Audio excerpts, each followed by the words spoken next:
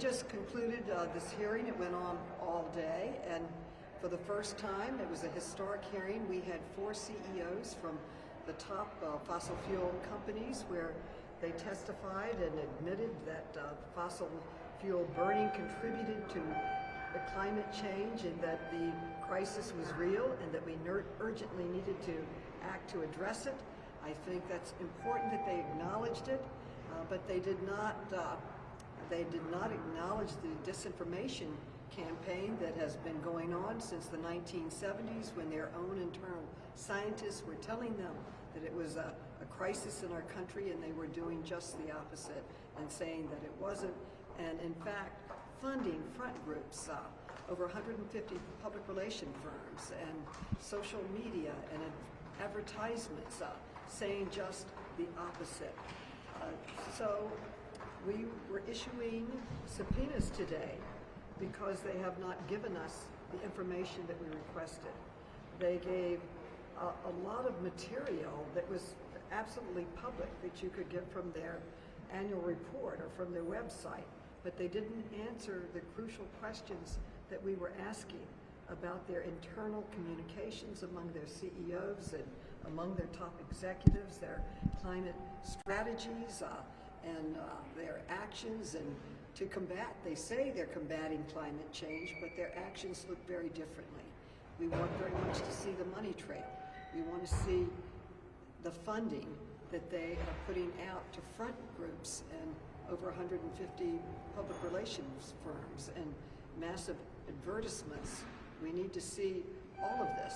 We did issue a report today, I think it's an important one, that showed that they spent almost $500 million in lobbying, but just a minuscule amount of it went to real combating climate change, alternative fuels, or capping methane, or any of the things that they say they are doing. The funding was very different when you looked at it on how they spent that money. So this is the first step in an investigation. We do know from the scientists, it's now undisputed that climate change is real.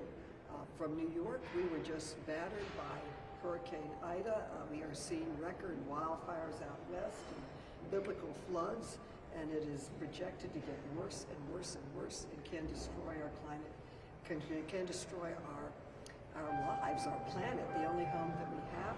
So we must act. We are going to continue to pursue to get the information we requested, and I'll be glad to take any questions. You had an interesting exchange with Mr. Woods today, during which he said that Exxon's public statements have been consistent with the science at the time and that it's evolving. Do you think he was lying?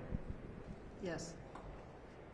I think that the documents speak for itself. They want to act like that was long ago. But then we had the report from their lobbyist recently that we played, where they admitted they were spreading disinformation. They were just providing, to use their words, lip service to combating climate change, that they had no intention to combat it. This was from one of their own lobbyists, and we have it on document. And you want to look into, as the investigation continues, whether or not he lied here today, obviously on the road, in that room. Well, everything's on the table. Do you think he perjured himself, or any of the other executives did? Everything's on the table, and we are not a criminal investigation. We have people who have that responsibility. We are looking into the policies, and we are looking at efforts to stop policies from being enacted. And the law enforcement will look at that's their field. That's not my field. But I want to get to the bottom of the disinformation campaign, how they paid for it, how it was put into effect. They dismantled the Kyoto Agreement. They have dismantled other coordinated agreements. They have stopped meaningful reform or any oversight or regulation of their industry. Other companies, if they do something bad, Congress works with them to adjust it. They have just been beyond it for decades. And as you saw in this hearing, This goes back to the 1970s. We do have documents from their scientists that they were reading, that were advising them, saying that climate change was real, it was dangerous, it was caused by fossil fuels, and that it would destroy our planet, and we had to act, and yet they funded a misinformation campaign that they may still be funding right now. Can you say more about what kind of documents you're asking from them they haven't turned over yet? You're looking for emails, letters? We're looking for emails, letters, internal communications from their executives, from their CEOs that were testifying today, from their policymakers, from their scientists. In the documents that we have seen so far, all their scientists told them it was dangerous, that it was real, that they should be doing something about it. But that's not what happened.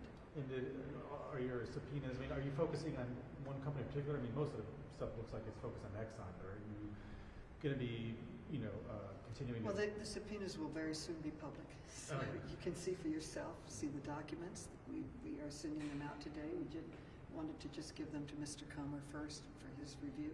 But you will have complete information. We'll be totally transparent about our subpoenas.